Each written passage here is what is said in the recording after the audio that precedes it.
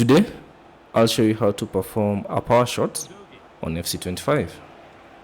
So for this to work, you need to press 3 buttons, which is the short button, the R1 and L1 button. So how to do this is just get into the box or close to scoring a goal, and then press the 3 buttons simultaneously. And as you can see, you'll see a power shot zoom, indicating that you're performing a power shot.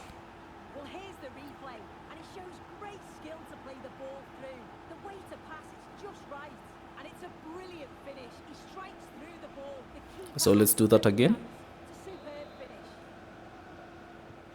And we're back underway at 1-0. So press the R1, L1 and the short button. And denied by a top draw tackle.